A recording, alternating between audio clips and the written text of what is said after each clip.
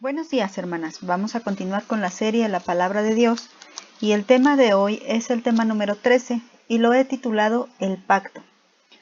Antes de que leamos la cita bíblica, vamos a ver qué es un pacto. Bueno, según el diccionario etimológico, el pacto es una alianza, un compromiso, un tratado o liga de hombre a hombre, una constitución u ordenanza, hablando del monarca a los súbditos, una alianza de amistad o una alianza de matrimonio. Un pacto entre Dios y el hombre es una alianza de amistad de Él con nosotros y a su vez es una ordenanza divina con señales y promesas. Es un poquito largo el significado, pero es importante que veamos qué es un pacto. Pues es esta alianza, es estar ligados, comprometidos. Cuando se trata de una persona a otra persona, pues el compromiso es por igual. Pero cuando estamos hablando del pacto que hay entre Dios y los hombres, definitivamente la parte más fuerte, más fiel, más poderosa es la de Dios y no se compara con el compromiso humano. Los pactos con Dios son realmente fuertes porque es Dios mismo el que se está comprometiendo para con el hombre. Bueno, la palabra hebrea que se utiliza como pacto es la palabra beirit. Y esta hace referencia un poco a los granos cultivados en los campos que se usaban como harina y para hacer harina.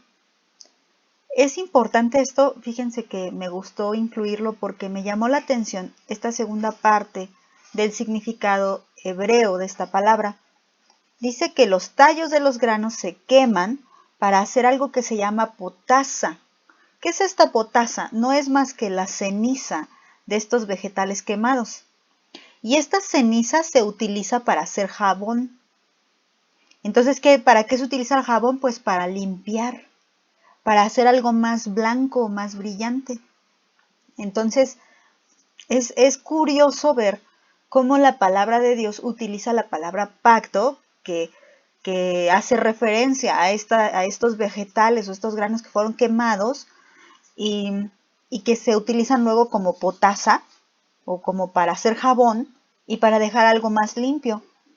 Si tú te pones a pensar que esto es la palabra de Dios, esto es como cuando tú te imaginas, bueno, es este que puede ser usado como alimento o para hacer alimento, pero que a su vez, al ser quemado, ¿qué quiere decir? Que si lo pasas por fuego, y el fuego, recordemos que es algo que hace pasar por prueba.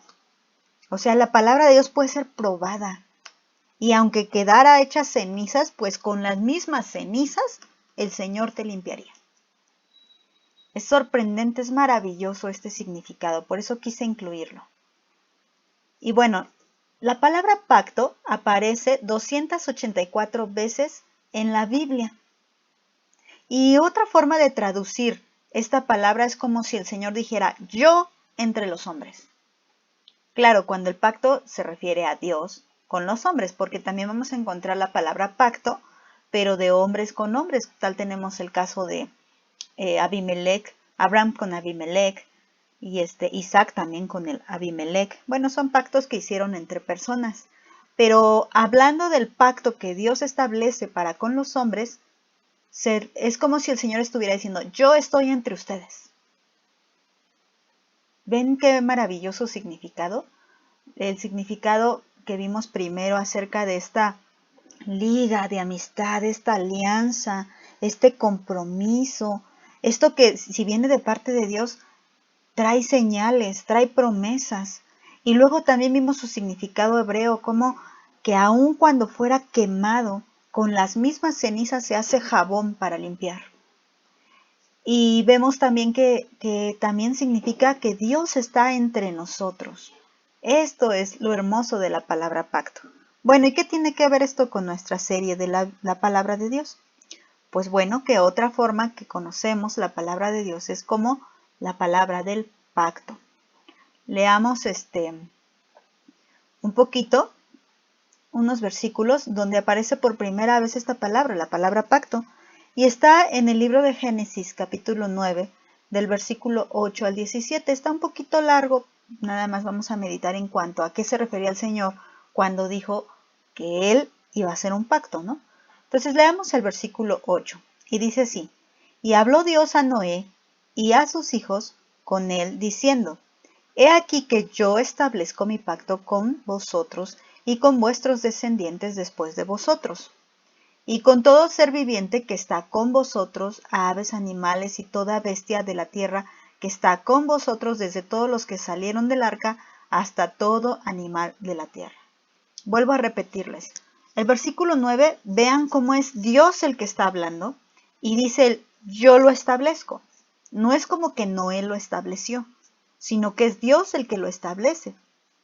Por eso es importante cuando decimos que Dios hace un pacto, o cuáles son los pactos de Dios, tienen que ser totalmente bíblicos. Mucha gente quiere pactar con Dios con cosas que no tienen sentido, promete cosas que Dios ni le pide y se compromete en cosas que a Dios ni le importan, porque no te está solicitando eso. Dios lo que desea es un corazón limpio y entregado a Él, un corazón que obedezca, un corazón que sepa escuchar cuando Dios esté haciendo un pacto. Ahora, el Señor no hace nuevos pactos. El Señor hizo un pacto grande y ese viene en su palabra. Recuerda, el nuevo pacto lo tenemos con nuestro Señor Jesucristo. Voy a leer el versículo 11. Dice: y estableceré mi pacto con vosotros y no exterminaré ya más toda carne con aguas de diluvio, ni habrá más diluvio para destruir la tierra. Nuevamente, hermanas, aquí es Dios el que dice: yo voy a establecer mi pacto con ustedes. O sea, no dependía de lo que iba a suceder después de Noé.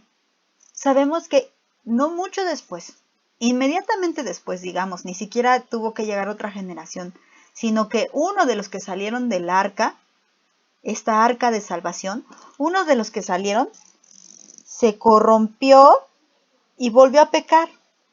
Por eso Dios establece el pacto comprometiéndose Él, porque si el pacto dependiera del ser humano, imagínense, inmediatamente fue violado el pacto. Pero Dios no es un Dios que rompa promesas. Es un Dios que establece su pacto y lo cumple. Y Él lo ha cumplido y lo ha prometido. Perdón, lo prometió y lo ha cumplido hasta el día de hoy. No es terminar, no. Él que dijo: no va a haber otro diluvio. Otra vez ya no va a haber otro diluvio. Y así ha sido, ¿no? Versículo 12. Y dijo Dios: esta es la señal del pacto que yo establezco entre mí y vosotros y todo ser viviente, que está con vosotros por siglos perpetuos. ¿Ya vieron? Aquí está diciendo, yo voy a cumplir mi promesa. ¿Por cuánto tiempo? Por siglos perpetuos. ¿Cuál es la señal? Mi arco he puesto en las nubes, el cual será por señal del pacto entre mí y la tierra. O sea, necesariamente tiene que estar primero Dios. Él es el que se compromete. No depende de la condición humana, depende de la fidelidad de Dios. Su palabra es el pacto. Y como es Él el que la está diciendo, ¿se acuerdan del tema fiel y verdadera? Pues tiene mucho que ver con esto. Él estableció un pacto que va a durar por siglos perpetuos. Y con la seguridad de que es Dios mismo el que lo está estableciendo. Y ha puesto una señal para que nosotros al verla recordemos este pacto. El arco iris, hermanas. El arco iris. Decíamos de esta distorsión que ahora el movimiento lésbico gay utiliza los colores del arco iris para hablar de la diversidad de géneros y de gustos y de preferencias. Y esta depravación que está movida por este movimiento lésbico gay, que no tiene nada que ver con el arco que nuestro Señor puso. Cuando empezamos a estudiar el libro del Apocalipsis, ustedes se acuerdan que una de las visiones que ve el apóstol Juan, precisamente ve el trono de Dios y ve los colores del arco iris, ¿verdad? Claro que no está hablando de que estuviera ahí el movimiento lésbico gay, claro que no, esto es aberrante. Nuestro Señor es santo y no hay nada de pecado en Él, ni nada pecaminoso puede entrar en el cielo o en el reino de los cielos. ¿A qué se refiere entonces? Se refiere a esa misericordia. El arco iris hace recordar, primero, que Dios juzgó la tierra por su pecado, y segundo, que Dios es fiel y que ha establecido un pacto que va a durar por siglos perpetuos. Dios es fiel primeramente, ¿sabes a qué? A su palabra. Voy a leer más. Y sucederá que cuando haga venir nubes sobre la tierra, se dejará ver entonces mi arco en las nubes, y me acordaré del pacto mío que hay entre mí y vosotros, y todo ser viviente de toda carne, y no habrá más diluvio de aguas para destruir toda carne. Bueno, ¿sabes qué, hermana? Esto también tiene un sentido espiritual. Nos está diciendo claro que los científicos han explicado, ¿no? Que cuando el día es lluvioso y soleado al mismo tiempo, pues el arco iris se deja ver, ¿no? Pero también esto tiene un significado espiritual. Y es que cuando tú sientas una gran tribulación en tu vida, como acabamos de pasar esta serie de las tribulaciones, cuando tú sientas que todo un diluvio viene sobre tu vida, que se va a destruir, que no hay salida, el Señor deja ver su arco para recordarte que no es así. El Señor no te escogió para destruirte. El Señor te escogió para darte salvación. Y Él va a cumplir su pacto en ti. Siempre y cuando, claro, tú tengas la marca del Cordero. Como lo hemos estado estudiando en Apocalipsis. Versículo 16. Estará el arco en las nubes y lo veré y me acordaré del pacto perpetuo entre Dios y todo ser viviente, toda carne que hay sobre la tierra. Dijo pues Dios a Noé: esta es la señal del pacto que he establecido entre mí y toda carne que está sobre la tierra. Pues que, otra vez dice que es un pacto, ¿qué? Perpetuo. Es que Dios no hace pactos temporales, hermana. Si hay un pacto que tiene sentidos terrenales y que tiene una corta duración, que no es para la eternidad, estás equivocada. Ese no es un pacto con Dios. Hay gente que dice: yo he pactado con Dios que si diezmo tanto, Él me va a dar tanto, y que si yo hago tantas oraciones, Dios va a hacer esto en tanto tiempo. Estás equivocada. Lee la palabra de Dios y vas a ver que los pactos que tienen que ver con Dios siempre los establece Él. Él es el que hace los pactos, porque de otra forma no pueden ser eternos si Dios no los establece.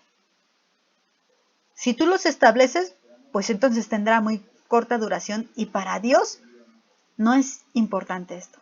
Ahora hay que entender que en un pacto, cuando alguien establece un pacto con alguien, es porque alguien tiene algo que ofrecer a la otra persona, ¿no?